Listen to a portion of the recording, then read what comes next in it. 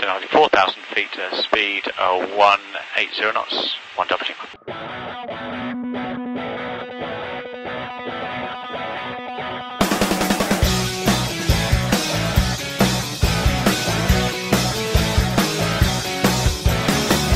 Hi, it's Natalie flyGIRL Kelley, and I'm here with my friend Fly Alyssa. Hey, girl. How are you? I'm so good. Good. So I am very excited about the guest that we're having today. Her name is Heather Lucky Penney, and I met her at Oshkosh last year, I believe, and we chatted on the phone. And I've actually flown in 2 of her airplanes, and she didn't even know it. That's awesome. Yeah. So do you know much about Heather?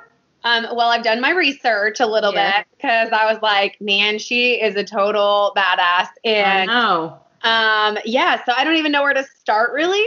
I don't know where we're basing this conversation, but she's known for something pretty major. But I mean, she's had a record of major things happening in her life, and so I'm excited to see what she wants to talk about and see. I know. I don't even know how I'm going to be able to keep it to under an hour. I mean, I wrote down all these things about her that I wanted to ask. Okay. Yeah. So there's just so much information that we can get from her, and there's so much experience she has that it'll be interesting to see what direction this goes. Yeah. I'm very excited. Me too. I'm going to try to add her to the call. Okay. So hang on. I've got my wine in hand. I'm so ready. Oh, shoot. I don't have any. Well, this is Cockpits and Cocktails, and it's Friday night, so I don't know what you're waiting for. Well, you know what I'm waiting for? I've been eating cupcakes all day. So I feel like I don't deserve it. I don't deserve the wine. I've actually been pretty good, and so I brought some wine to the party. Okay. Hi. Hi. Hello. How are you? I am good. I have loved following you. You have such a Well, I just busted out the wine, and she said she can't have wine because she had cupcakes. So yeah. I got suckered into a little cupcakery place today, and I was just zoomed in there, and I bought 4 cupcakes. Did you eat all 4? They all looked so good. They were all so different. No, I didn't eat all 4, but I bought all 4, and I couldn't decide on one. I was like, well, I want to try that one, and that one. So I've taken little bites of each one today. Oh, funny. Yes. See, you're so fortunate that you have the willpower to just try a little bit of each. Me, I'd be like the Cookie Monster. Nom, nom, nom, nom, nom, nom. I have a tremendous amount of willpower. What I'm missing is the won't power. Yeah. I don't have any won't power. That's my problem. I know. Well, I kind of deprived myself for a while, and then it's like I just get like, oh my God, I just got to have some kind of like treat. And then once I taste a little bit of sugar, it's really hard for me to like back off from it again. It's like an, addiction kind of. If you get a little taste of it, then you want more, I feel like. Oh, it is. I mean, well, it's an evolutionary addiction, right? Right. Well, you look amazing. I take a sip of wine and then I drink the whole bottle. It's just. So, Heather, have you ever met Alyssa? I have not, but I am a huge fangirl. That's kind of impressive because I was Googling you today to like figure out all the points we needed to talk about. And I'm like, wait a minute, like this is over my head, I think. And also, then when you popped up on the screen, I was like, wait a minute, she doesn't look like a fighter pilot. Like she doesn't look like she's this like, I don't know. I picture this like Air Force, like rough and tumble, like grab the bull by the horns woman. I mean, you are, but you're so pretty. I'm a washed up has-been, really. No, you're not. No, not at all. You've done some really cool things. I was telling Alyssa that I met you at Oshkosh last year in person, and you drove me around in your little golf cart that you had. One of the perks. That's right. Yeah. I think Erin Miller was the one that introduced us. Is that right? Yes. Oh, she's got so many connections. I so love. Yeah. I just adore her. She is fabulous. She is. She's so friendly, and she's always trying to connect me with really cool, awesome people, and always says such good things about me to them that I really, really appreciate her. She's sweet. She's so sweet. Well, it's true. Everything she says about you is true. I won't talk about bad stuff. No, I'm kidding. I don't talk about the bad stuff on here. No, we do that off camera, off video recording. Baggage sessions later. Yeah. You know what, Nellie? I just have to say, I have so much admiration for how you have, for everything that you've done since you began flying, how the personal transformation that put you through, and how you're trying to spread that love, spread that growth, spread that joy. I mean, what you have done with flyGIRL, the relationships you've built with Sporties, how you're touching people's lives, that is badass. Oh, thank you so much. It sure is. Yeah. Thank you. Thank you. You know, I'm not very good at taking compliments. Someone told me that the other day, and thank you. It's hard for me to say thank you, and because I think, well, maybe you don't really know me that well, and maybe I'm not that great, but just thank you. So I appreciate it very much. So we have so much to learn from you, and I'm like, I don't know how we're going to keep this under an hour. It's going to be hard because there's so many cool things about you and your history. First, I want to say that I have flown, yes, and you're gorgeous, and you're just smart, and you're just everything. I can't wait for the video clips from this, actually. Yeah. So I have flown in your Stearman and your 170. It's a 170, right? Yes, without me. I'm so jealous. You have a Stearman? Uh-huh. Oh, girl. I'm coming over tomorrow. And we're doing it's going to be great. You're welcome. Come on over. We just became friends. Yeah, she posted a picture on Instagram of, I think it was the inside of your airplane, your 170. And I said, I've been in that plane. And she was like, didn't really know how to respond. And she was kind of vague. She was like, yeah, it's I love 170s. I was like, no, I've been in that plane. That one. Yeah. And the fact that Kevin took you flying and didn't tell me. Who knows, what's going on. All the good stuff to himself. Yes. Yeah. You know what I think he was? I think he was jealous I was going to steal you away. Like, all right, Kevin, enough of you. We're going to go girlfriend together. Next time, for sure. We're not allowed at air shows anymore. We're just having our own. Yes, right. So cool spot that you had your airplanes at, and that was a fun little interaction we had on Instagram about that. So. But tell me, introduce yourself, and then tell me, first of all, what you're doing right now. What's your title right now with the Air Force, right? Actually, no. I am and have been a senior research fellow with the Mitchell Institute for Aerospace Studies. Okay. So I am basically a professional geek. Policy. All right. Awesome. And I do research and I study Air Force capabilities, technologies, future warfare, and I make recommendations regarding all of the above for how we can best pursue and protect our national security in the interests of our nation. Wow. That sounds really important. Over my head. Yeah. Now, so tell me about your history. Now, you went to Purdue. You were going to be a literature teacher, correct? So I grew up in Nevada, and I went to high school in Colorado. And let's just say my parents and I needed a couple states between us when I went off to college. Yeah. You know, and I was maybe a little bit of a wild girl.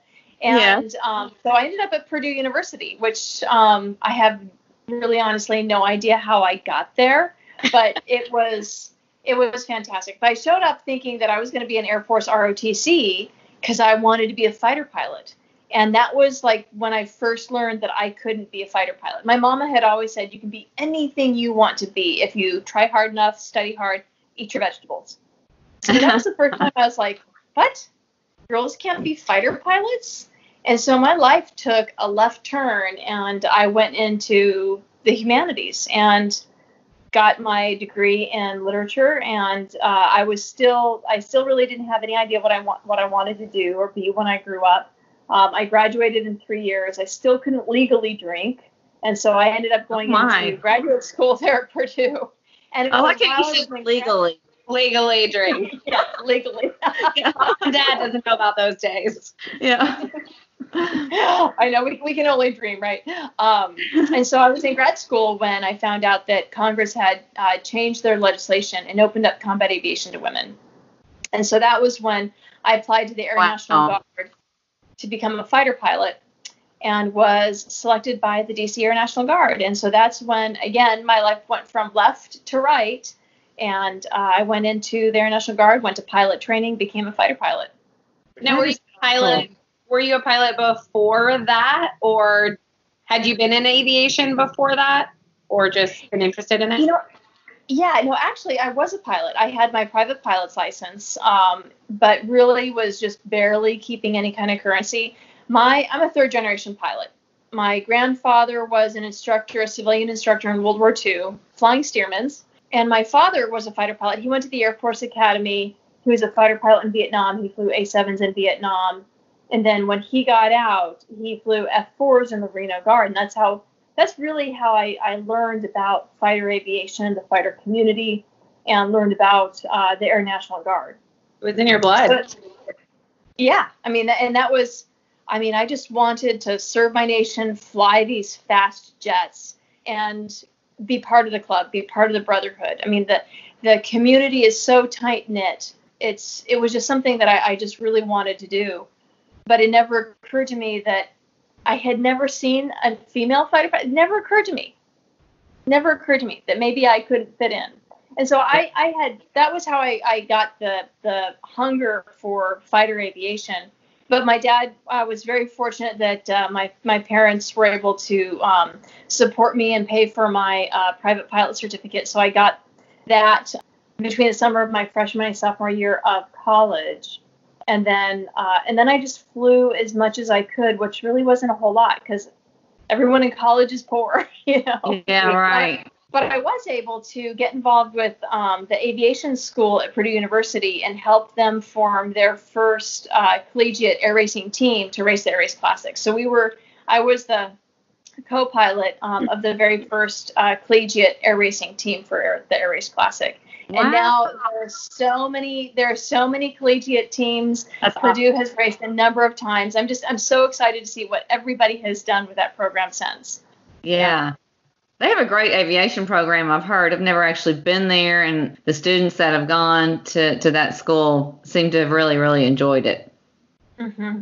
Yeah. I think, every aviation school, I mean, like, you're flying airplanes. How could you not enjoy it? True. No matter how big or small, it's still amazing. Whatever. You have to fly airplanes, so that's good. Yeah, so I heard you talk at the Theater in the Woods at Oshkosh, and I'm sure you've done a number of talks on this subject that, of course, we're going to touch on. I'm sure you have to talk about it at every talk that you give. But I think, when I knew that you had done this, but every time I hear it and every time I read about it, it just gives me chills, and it just brings tears to my eyes because I remember that day so well. So tell me about your role in September 11. Yeah. So we talked a little bit about where I came from, what my background was. And so I had gone through pilot training and gone through my F-16 school down at Kelley Air National Guard Base, San Antonio, Texas. And I'd just gotten to my fighter unit in the D.C. Air National Guard. And the way you become a fighter pilot, it is a long road, and it's a hard road. And even when you get to your first operational unit, you still have so much to learn and so many skills to hone, to achieve. And I had fairly recently, I got there in January of 2001, and I earned my combat mission ready status in March of that year. And we were preparing to go to a deployment, Operation Northern Watch. It was a standard deployment that the Air Force had been supporting since Operation Desert Storm in 1991. So 10 years of this standard deployment to be able to provide air superiority over the skies of the Middle East. We had just gotten back from a training exercise in Nevada called Red Flag. You might have seen the Red Flag movie at the IMAX theaters. It's the Air Force's biggest war training exercise that we have. I haven't seen that. I want to see that. Oh, it's so cool. That sounds amazing. And I'm nothing special, but if you go, the IMAXs, they explain the entire exercise. They follow fighter pilots through, and basically the Air Force brings together all the different capabilities that they have, and it is the most strenuous test of how it would be if we were to go to war. And it's basically it's trying to teach you and harden you how to survive, how to achieve your mission objectives, how to integrate with all the other capabilities. It was awesome. I mean, here I am, a brand new fighter pilot. I'm excited about my craft. I've just been qualified, and now we're going to go off to the big war, and I'm going to get to drop, they're not real bombs. I mean, they're inerts, right? We don't fly around with explosives on, but I'm going to have to, fight my way in, find my target, drop my bomb, blaze it in, and then switch over to air-to-air mode and, sanitize the airspace on the way out and fight my way out. It was good. That sounds amazing. Yeah. It was fun. Awesome. Yeah. So we got back on a Saturday, and everybody had been putting the hours, spinning up for the deployment, spinning up for the Red Flag. And so everyone took time off. We actually got Monday off as a way to be able to, frankly, for me, I had to do my laundry. Mm-hmm. So Tuesday was the first day that we were back in the squadron, and it was min-manning. It was just a skeleton group, because everyone, our part-timers, we're a National Guard unit, we have mostly part-timers. They went back to their airline jobs. A bunch of our full-timers were taking leave to be with their families.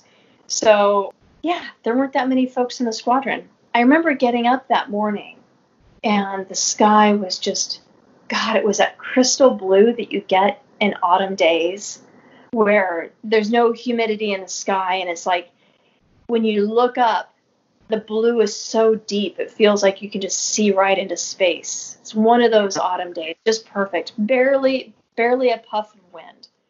Just a side note. I do feel like, and maybe am I right? I feel like pilots really appreciate and notice the sky and clouds more than most people.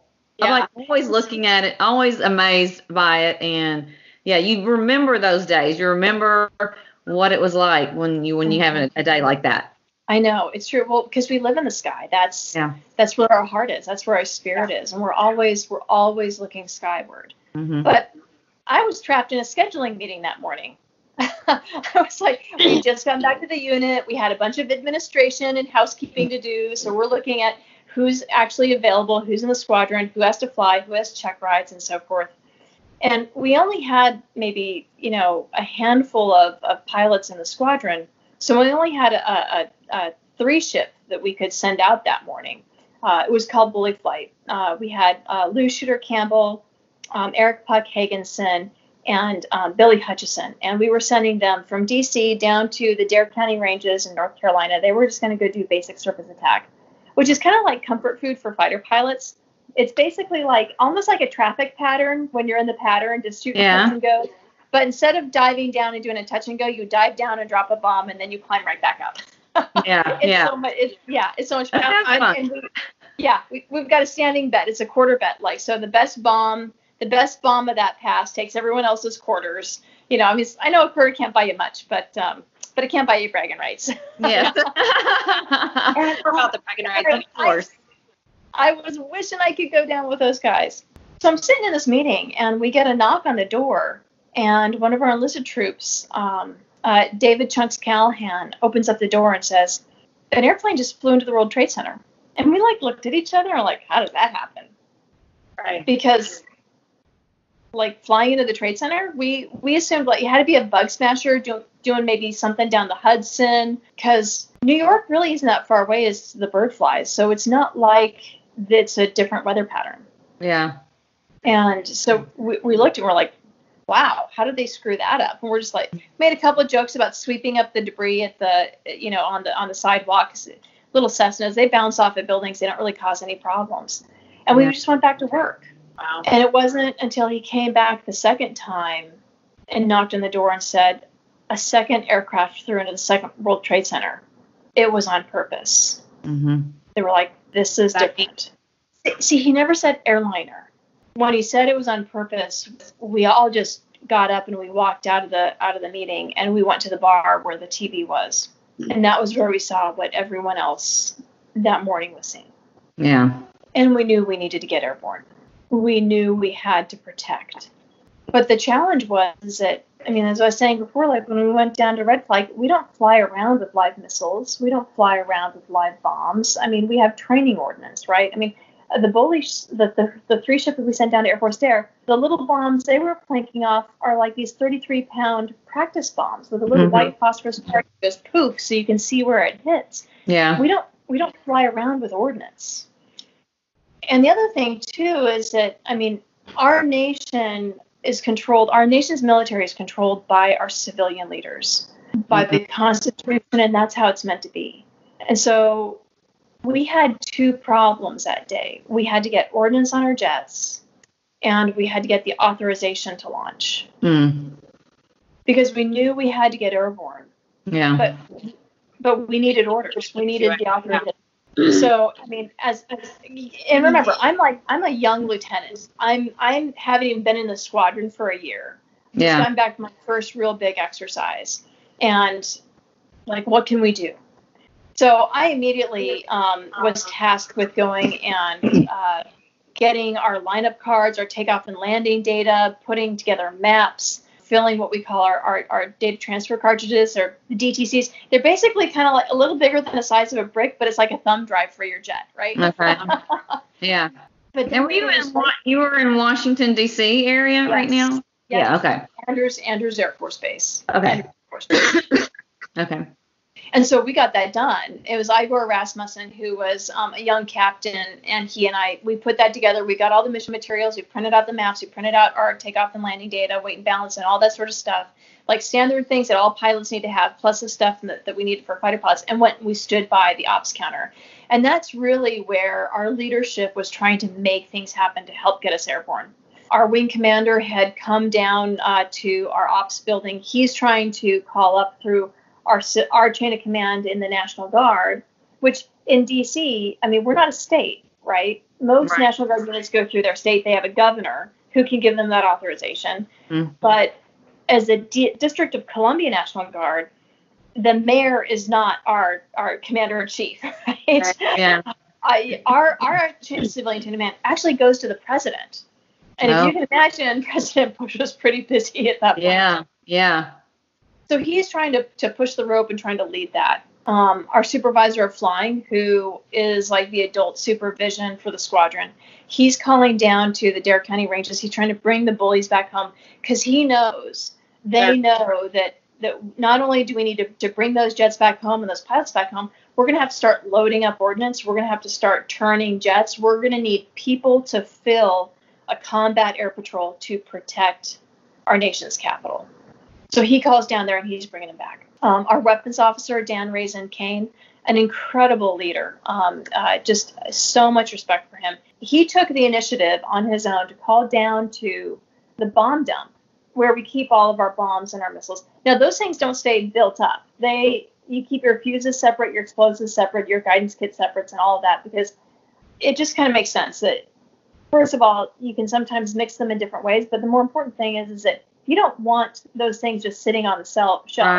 Right. Yeah. So he's calling down there and telling them, I need you to build up some AIM-9 missiles, some heaters, and I need them to be live weapons, which is completely unheard of. I mean, we only build up real live explosives if we're testing them on a very special range down in Florida, or if we're going to war. Mm-hmm. And here we are at home in Good Guy Land after a fantastic weekend. And he's saying, load up, like, build me some real live missiles. He doesn't have orders. This is the military, the world's largest bureaucracy, right? We don't do anything without paperwork. Right, yeah, yeah. Yeah. And I have to say, it is such a testament to Raisin's leadership and his credibility that those guys just started building up the bombs. They start building up the missiles. And then Mark Sasseville, who was That's our kind of surreal. Mark Sasseville is actually, he's calling over to Andrews Tower to try to reach the president, because Andrews Tower is where the Secret Service sits when they control the field with Air Force One. Gotcha. Yeah. So he's thinking, if I can get a hold of the Secret Service, we can get authorization. Like they've got a direct phone line to the president. Maybe we can get airborne that way. Mm-hmm. While all this is going on, the Pentagon gets hit, and we are still waiting. Wow. I was so angry and so frustrated. We all were. That you're ready to be called out and you can't do anything. Yes. Yeah. We knew we had to do whatever it took to protect our nation, to protect those innocent lives. I mean, when we take our oath of office as an officer, as an enlisted, I mean, we pledge to give our lives for our nation's defense. Mm-hmm. We know that that's potentially the price that we pay. Yeah. That was never really the plan. I mean, you don't do suicide missions. That's never really the plan. But the reason why we exist is to serve and protect. Mm-hmm. Now, we had not gotten the missiles yet. It wasn't until just after the Pentagon was hit that Vice President Cheney said, "Don't they have fighters at Andrews? Someone get them airborne." Yeah. And so the call did actually come through the Secret Service to give us the authorization to launch. So Sass looks at me and goes, "Lucky, you're with me. Brazen, you and Igor wait until you get missiles. Lucky, let's go." Mm. And we ran down to life support. And I just remember, I mean, I'm so green. I'm like, don't forget anything, right? Yeah. I got my DTC, my helmet, my lineup card, and my helmet bag. I'm putting on my harness. I'm zipping up my G suit. And that's when Sass says, "I'll take the cockpit." And I knew that I would ram the tail. Gotcha. Because we knew that the only did you know there was another plane at that point, or did you have any idea that there was another one hijacked at that point? So our intelligence section had actually been working with air traffic control with Potomac TRACON, and they had also been working with the FAA to try and track all the airplanes, because FAA was grounding everyone at that time. They were bringing everyone and landing everyone down at that time. And at that point in time, there were 3 planes that they didn't have accountability for. Yeah. So we actually thought that there were still 3 aircraft airborne. Now, retrospectively, it turns out that that's not the case. There were some inaccuracies in that accountability. But from TRACON, we knew from Potomac that there was one airliner that had begun the hook turnaround over Pennsylvania, and they thought that was coming down over the river, over the Potomac. And so we knew that was the direction. Yeah. And as a matter of fact, when Phil Thompson, our supervisor of flying, had called for the bullies to come back home, as they were landing, it's just when we were getting the authorization to launch. So on my tapes in the jet, after I had, gotten it all started, on my tapes, I can actually hear dogs saying to the bullies, like, "Shooter, okay, you don't have enough fuel." She only had like 600 pounds of fuel. But Billy, who was bully 3 that day, he had just enough. And so Dog's telling Billy, "We need you to take off. And you got just enough gas for 1 pass up and down the river." And so they had landed, and Billy does this high-speed taxi down Echo, and he takes off on runway 1 right. And he heads up the Potomac towards Great Falls, does a turn, comes back down. I mean, he's an afterburner too. He's low. Goes right over the Pentagon, up Great Falls, comes back down, heads south to where the Potomac hooks right into the Chesapeake, and then he comes back and lands. Hi, it's Chuck from Soaring the Sky, a glider pilots podcast. Join us each week as we talk to glider pilots from all over the world as they share their story and their adventures in the air. You can find us on your favorite podcast app. I hope you join us soon on Soaring the Sky. And we're taxiing as Billy's taking off. And Sass just does rolling takeoff. And I mean, I had barely gotten the jet started, right? Remember, I remember I was a young lieutenant. I had not been taught how to scramble an airplane.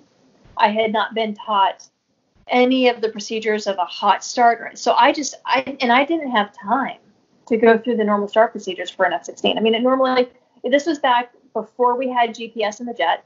So we had these really super advanced ring laser gyros for our inertial navigation system. Yeah. And it took a minimum of 8 minutes for those ring laser gyros to spin up and give you a stable platform.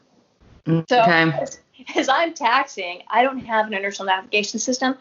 My jet has no idea where it is. And I turn on the, in-flight alignment and I'm like, I really hope this thing works. Yeah. Thank goodness it wasn't an IFR day, right? Yeah, exactly. Thank goodness it was totally VFR. But SAS takes off on one right. I take off, seconds after him. And we head off to the northwest, down low with our radars down, and we're spread wide and we're burning worms in the ground, searching for what we later discovered was Flight 93. Mm-hmm. And we never found it. After we pushed out for about 100 miles, we'd sanitized the airspace, and if for some reason we had gone on the wrong axis, there was the potential that we could have been flanked. So SAS calls Ranch House and returns us back to D.C., where we continue a combat air patrol. And then over the course of that morning, the quits come in. We get the two ship of Raisin and Igor. Tanker comes down and hangs out over the Potomac. And we started 24/7 operations. But SAS and I never found Flight 93 because, of course, the passengers took down the jet. Yeah. And they were the crew heroes. So were you feeling, you went into that, there's two questions I have, two thoughts, because I just had like this emergency landing and how much adrenaline was going on in me. Were you experiencing that same, like, super focused, super just hyped in a way? Everything was like heightened. Your senses are heightened and everything. Did you experience that? Oh, absolutely.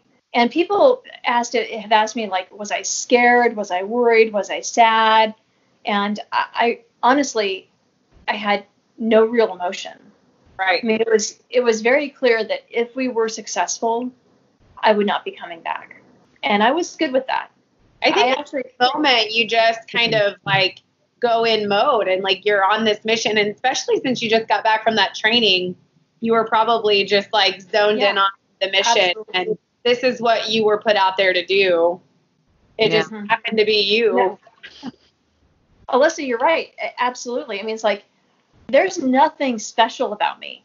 There really is not. And actually, retrospectively, when I look back, that's what's so amazing, not about my story, but the fact that anybody, any one of us would have done the same thing. Absolutely. Yeah. No questions asked. Yeah. So when you went up, just so people understand, you and your, I don't know, the other pilot and the other plane did not have any weapons. So you knew you were going to have to basically run into the airplane, the airliner, if you saw it, if you found it. That's correct. We had no live missiles. We had, between the two of us, we each had 105 bullets. But these weren't high explosive incendiary rounds that we take to war. They were just like lead-nosed training bullets that we strafed the rag with on the range down at Dare County. Yeah. So that would not have been sufficient to bring down the airliner. We were on a one-way suicide kamikaze mission. Yeah. Yeah.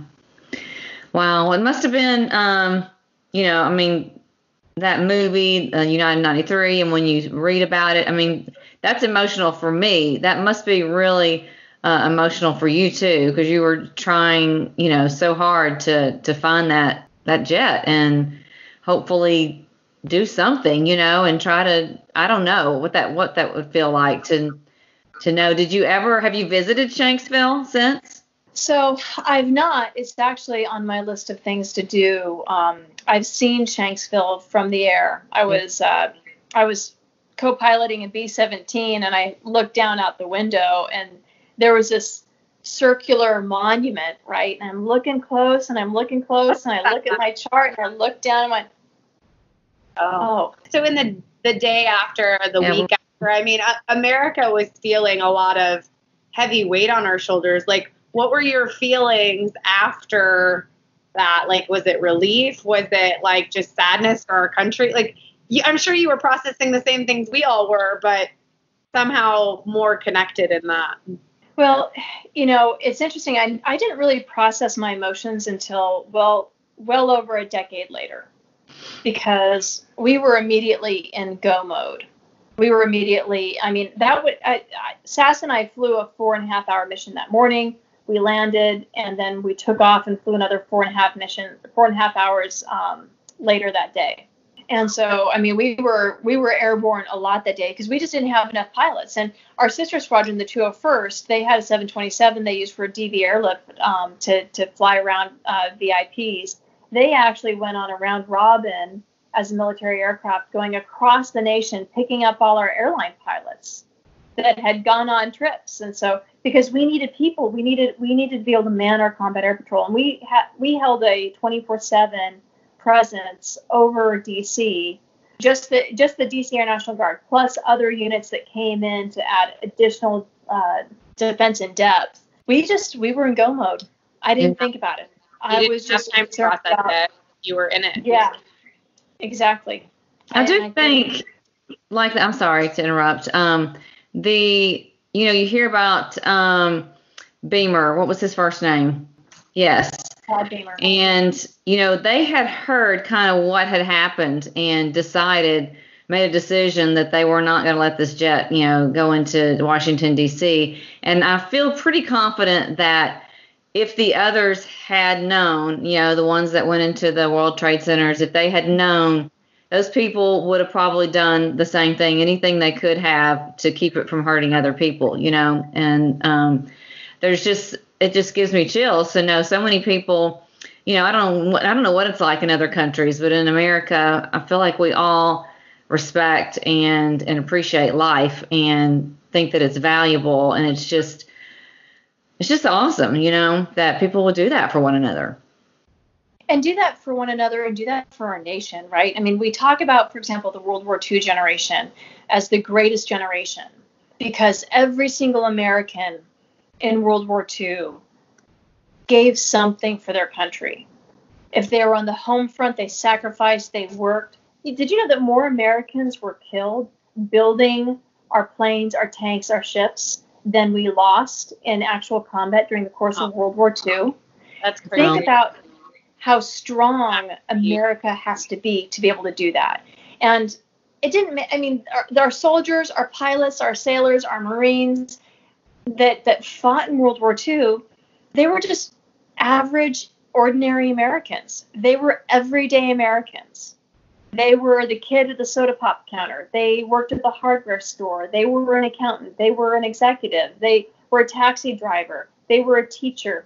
It didn't matter what you did in civilian life. You still had something that you could give to our nation, right. And you were willing to sacrifice it all for what it means to be American and our unique way of life. And we talk about our greatest generation like it's something dead, like it's something past, like it's something that's over and untouchable. But in reality, when I think about 9/11, I think about Todd Beamer, I think about the passengers on Flight 93. That actually makes me hopeful, especially today when our nation needs to come together so much. It makes me hopeful because you begin to realize that the greatest generation wasn't the last greatest generation. Right. That sense of duty, that sense of sacrifice, it is in each and every one of us, and it still exists today. I wish that instead of piping into the cable TV news shows and the super partisan conversations and the hyper curated social media, that instead of piping into that, I wish we would dig deep down inside of ourselves and reconnect with what it means to be American. And I know our nation is flawed. We are not perfect. There is so much more that we have yet to address, so many challenges and things that we need to fix so that our nation can become the ideal that we believe it is, that it should be, but at least we have that ideal. Right. Yeah. It's messy and we're struggling for it, but we can get there. Yeah. Well, we're a nation made up of people, so people aren't perfect. So it's always going to be something that we need to work on, we're never going to have everything figured out. We just have to keep working on it. But we're trying, Right. we got the good intent. We're trying to make it happen. And that struggle and that journey in and of itself is worthwhile. Yeah, exactly. Wow. So, okay. So you have, I mean, we all have our own connection to 9/11. I think, that we'll never forget if we were old enough. And I thank you for your service to our country and just that sacrifice, that your time and your energy and what you were willing to give up your life. And I appreciate that. It's been my privilege. It has been my honor. And I am grateful for everyone that I have served with and those that I never even know that served before me and that will serve after me and who have endured so many more hardships and losses than I ever did. And the fact that we still have young Americans who are willing to step forward and take that oath is a huge piece of what gives me hope. Yeah. So what do you do now? How much longer were you in the military after that? So that was the very beginning of my career. I had, a full career after that. I flew F-16s. We call them Vipers. I flew Vipers for another 10 years. By then I was a single mom with 2 little girls, and I couldn't juggle everything anymore. Yeah. And so, then I had to call to knock it off with my squadron commander. And I was fortunate enough that I had a commander on the other side of base that I had flown F-16s with, and Woody had gone over to command the DV Airlift Squadron. And he called me up and said, "Hey, Lucky, I hear you're getting out of the jet. Come fly for me." So I got to fly Gulfstreams for another 6 years, and then I finished up my career in the Pentagon. Yeah. So that's what I did in the Air Force.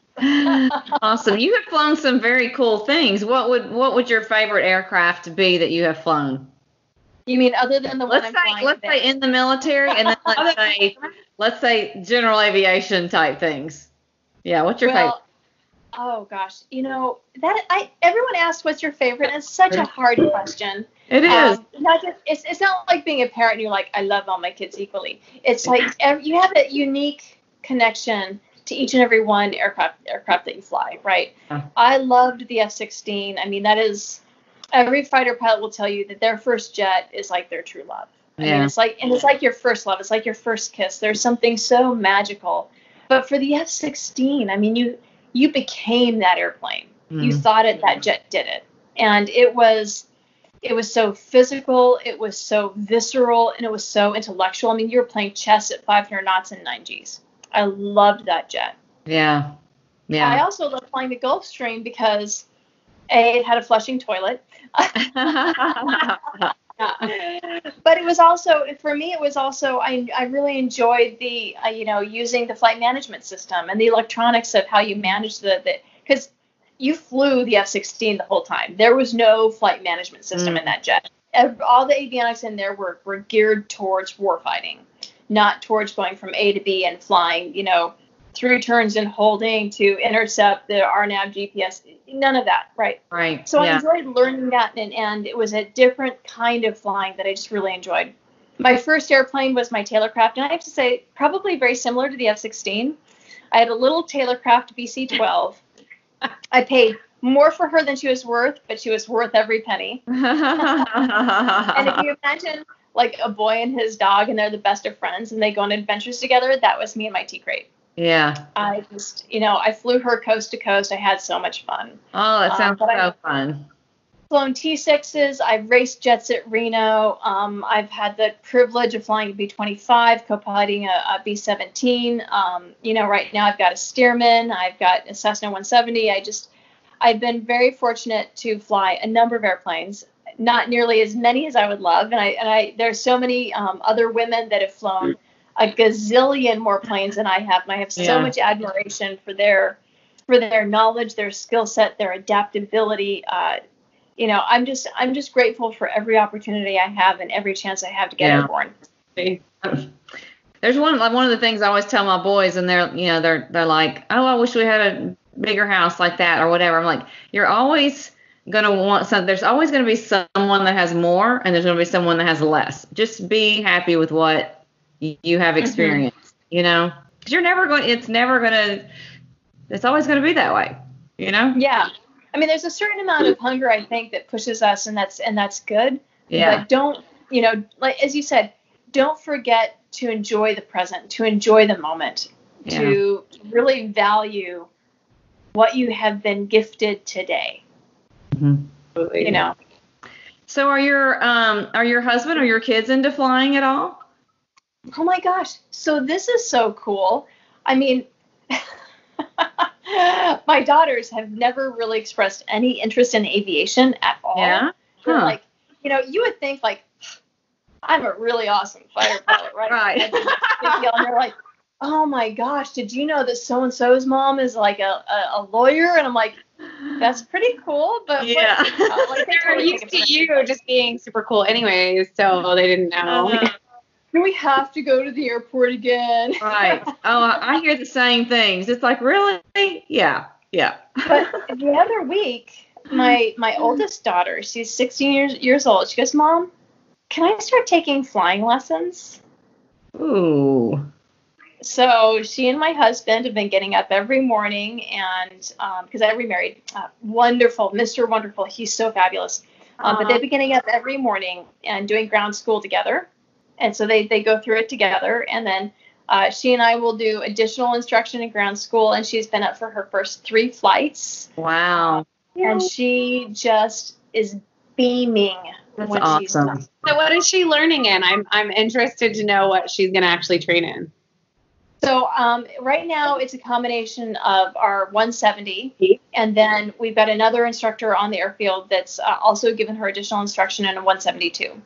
Okay. Because it's the 170. I'm not sure that that's like an initial solo kind of plane. Yeah. But we have tail draggers. She's going to have to learn how to fly a tail dragger. But I don't want to delay her progress to solo until she achieves that kind of proficiency. Because learning in a 170 is not like learning in a Cub or a Absolutely. It's got the spring gear. If you don't get it just right, like every landing's a recovery. Yeah. The first time I flew a 170, I was dead set. I was going to buy a 170. I was so excited. This is a beautiful 170 that I was flying with my CFI, and we did 3 landings. Thank goodness this was like a really long runway, but we tried to land it, and then it was terrible, and then put some more power to it and did it again. I mean, I was like, I give up. I was done. Oh, so man. I was maybe I don't love the 170. I do. I love my 170. She is so fabulous, and she will perform amazing things for me. But I just, like I said, part of what the reason why right now we're kind of bouncing her between the 2 planes is I don't want to stall her progress towards her solo. Yeah. And I know that the 172 will accelerate that, because keeping that sense of achievement and momentum is really important to continuing to progress in your training. Exactly. Yeah. Is your husband a CFI? No. Okay. Do you have a good CFI that you want her to use when it gets to that point? Well, so I'm a CFI, and then also this fellow with the 172, he's a CFI as well. Do you think she'll take lessons from you very well? So we've actually already gone up a couple times, and she does very well. Yeah, the dynamics between us have worked out well so far. Yeah. So. Yeah. You can separate the mom-daughter thing and be CFI and student? I think so, but also my style of being a CFI is much more of a coaching style. Because I love flying. I love sharing it with people. I love teaching. I demand precision and excellence, but it's just, I'm not the kind of person who beats you and yells at you. That's just not my style. I hope that one day, if I have kids, that they're into it, but you can't force them into it. As Natalie said, it's not something you can force. But I think too, when you're born into an aviation family, like you had that background, it's just something that's kind of there, and you might play with that idea, and it's exciting. And their friends might think it's cool, but they're like, I don't care. But I've seen my side of it, where I was never around airplanes, and I hit aviation at 28, and I was like, what? Your dad had an airplane and you didn't even want to fly it? What's wrong with you? No, that's crazy. Yeah. What I love the most about it is now that she's actually gone up for a couple flights, how much she just beams from the inside. She's like, I actually controlled the airplane. She took off today.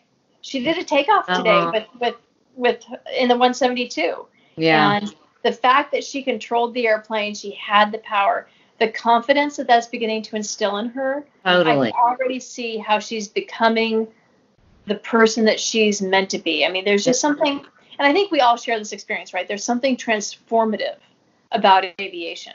Right. I know. Yeah. Yeah.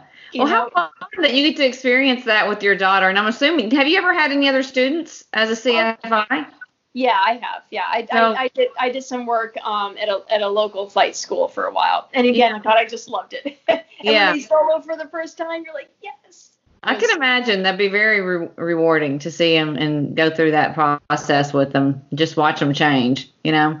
Yeah. You know, I wish that, our pilot culture, because I think our pilot community is so geared towards feeding the airlines, that we've actually done ourselves, our community, a disservice, because we treat being a CFI as if like those are your slave years, you know, right? I mean, to use a poor analogy, but you're poor, you're just working like a dog, you get taken for granted, and you're not actually there to enjoy it to value that you're really helping someone achieve their dreams, that you're passing on this really special kind of knowledge in a way that is very much life and death. And so we don't treat our young CFIs with the kind of honor and respect that we really should. And so once they leave that training ground where they're training other people, but they're also earning their own experience or earning their hours, for them, they're just like, I gotta plug my logbook till I get my ATP, and then they never want to look back, right? Yeah. They have such negative experiences of their time teaching. Yeah. I wish as a community we could figure out how to shift that paradigm and really value our CFIs, because that's really how we're going to begin regrowing our pilot population. If we can value our CFIs for really the Jedi masters that they are. Yeah, right. You know, that's what's going to get people super excited about flying. That's really what's going to make our newly certificated private pilots, get them better airmanship, get them hungry for more, get more people to complete their training, right? That's what fuels me to actually want to become a CFI. Is I don't want to be an hour, I don't want to build hours. I do want to build hours, but I would do it for the sole purpose of seeing other people enjoy it as I do. Mm-hmm. But at the same time, like, I feel like I'm the person that, I can't charge somebody because I just love it so much. I need this next generation. And I think that's part of why we do what we do. And, just talking about it to other people and letting them know that, the airlines isn't the only thing you can go into with aviation. There's so much more to it. And I love it just because, you said that your daughter's like beaming kind of, it's like, I've never had a more proud moment in my life than finishing my pilot license. And I mean, people thought I was cool because I got my pilot license, but I was just like, I could do anything in the world. There's nothing like it. When you're in high school, you have like sports, but it's a team sport and you succeeded and you got a trophy. But when you become a pilot, it's just like this, I can do anything in the entire world. Yeah. Yeah. So if I could give that like joy to one person, yeah, right. It's really worth it, Yeah. If I could describe aviation, like getting your private pilot license, it's about empowerment. Mm-hmm. Become empowered. Yeah. And that just, I love seeing that. Yeah.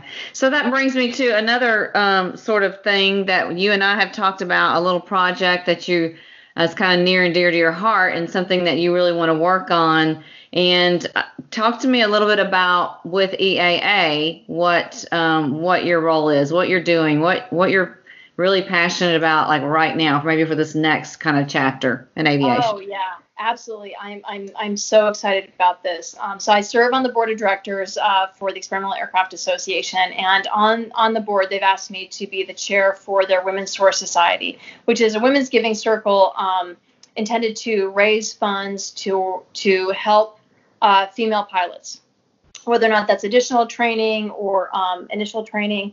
And we're not yet ready to announce our big initiative, but if I can get everyone so excited about what our big reveal is going to be, we are really looking at how we can rejuvenate and reinvigorate aviation, but specifically general aviation with female pilots. Yeah. So, yeah. I wish I could say more because I'm so excited about it. And Natalie, you and Alyssa are going to be big parts of this. I can't wait. But let's do another podcast when we're finally ready to pull the sheets back and have a big reveal. Well, you don't have to reveal anything specific about that, but talk about what it is you're passionate about with women getting in aviation, aside from the EAA board that you're on. Yeah, absolutely. It's part of what I love about why I'm excited to bring more women into aviation is everything that we've been talking about earlier. I love empowering women through flight. To see how, like, for example, my daughter or other students, how they just blossom and grow and begin to believe in themselves. It's like you can see their heart and their soul begin to expand and not just fill their body, but become bigger than their body. And they suddenly realize they can do anything. They can achieve all of their dreams. And there's something that's so empowering about flight. Plus, just the sheer joy. So to increase the number of women in aviation, to build our communities, to strengthen our community, and because we love aviation, we love flying. I have not met a pilot that hasn't been like an instant friend, right? Mm-hmm. Right. Well, okay, let's be honest. There's a couple out there I've had some issues. There's always a few. Yes. There's always a few. But we have such a fabulous community. And there's something special, though, about when you meet another female pilot, when you meet another girl pilot, chick pilot, there is a bond that is fundamentally different among us that is so inspiring, so fulfilling, so nurturing, so supportive that I just want more of that. And if I can help contribute to our broader mission of bringing more women into aviation so we can have more girlfriends to go fly with, there's just more fun to be had. So that's something that I'm currently super passionate about. Yeah. Well, me too, just a little bit. I know. That's one of the reasons why I reached out to you, and I have so much adoration and admiration for everything that you two are doing.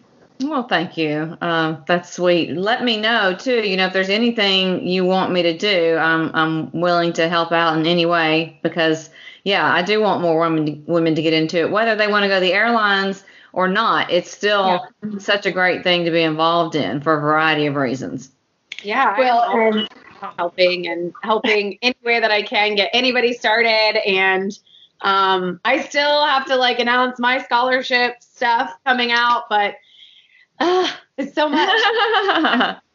No, well, but what you ladies are doing is so important, right? Because we need to be out there and be role models. We need to be out there on social media. We need to be on the YouTubes and the podcasts and the Instagrams and the Facebooks, and we need to be everywhere that we know women are, especially young women. And if you think about, remember, it's a long time for me to think back to my 20s. That's way too long that I want to admit. But and every generation is a little bit different. But the 20s is the same, where you're trying to figure out who you are, and you're struggling to overcome. You're confident because you've just left the nest, but at the same time you have some insecurities, and you're just developing who you're going to be. And aviation, flying, and being empowered just through what you have to struggle with, the journey it requires you to go through to master those skills, is something that these young women need.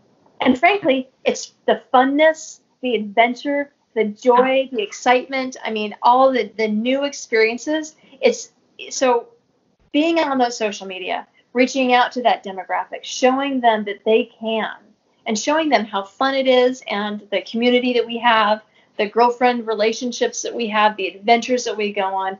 the role modeling that the two of you have done has just been absolutely fantastic. And so thank you. Keep it up. Don't stop. Oh, thank you. Thank you. I have no intention of stopping. I know it. I know it. I just feel like it's our duty to be that positive light, to show them this light that we have. I mean, when Natalie and I were I think maybe when we were in St. Louis, we were talking about it, how, you know, you have these instant friends with aviation, but now, you know, friendships that you have, like you have your best friends from high school, you have your best friends from now in life. But I think when you have somebody that connects with you through aviation and you can talk about your real life, like it's just this insane, like nobody else gets me. Nobody gets it unless they're in this, you know, and I'm like, why doesn't everybody want this? Like, it's not the adventure. It's not the traveling. It's something bigger. It's something that's made me feel proud, just stand taller in a room. You know, it's awesome. So I'm very thankful to be amongst you women. Oh man. I learn so much from you. I always get so inspired and energized, and you ladies just, you fill my soul. Thank you. Oh, thank you. Thank you very much. Well, thank you for coming on. Is there anything else you'd like to say before we say good night? No, love to you all, and I can't wait to chat with you guys again. Yeah, I'm going to be heading over the D.C. area in the next month or so, so I am going to be calling you so that we can go flying together in that 170. Great, and you can have the 170 all day. I'm in for this. Melissa, you're going to hurt her feelings if you keep talking like that. Before we go, what engine do you have on the Stearman? We've got a Lycoming R680. Okay. Nice. Yeah. You know, it took me a little while to make friends with the Lycoming because it took us a little while to dial in the distributors. Sure. But once we Mike Porter really, he takes care of our airplanes. He is just a genius when it comes to Stearmans and older aircraft. He dialed in that engine for us, and now it is so smooth. She is a little go machine. She just loves to fly. Flying is only like an hour from me, so I mean, you should probably bring it. I mean, I'll fly to DC and fly it out for you. It's fine. Oh, well, thank you, Heather, again for coming on. I really appreciate it. I can't wait to chat with you some more. And cheers to both of you. Cheers. Thank you. Thanks for coming to this episode of Cockpits and Cocktails, and we will see you next time. You've been listening to Cockpits and Cocktails with your hosts Natalie flyGIRL Kelley and Fly Alyssa. Subscribe wherever you get your podcasts and join us next time for a lively discussion on aviation, aerospace, the air travel industry, and all things flight related. Aerospace and the air travel industry. Let it go to my head, I should've let it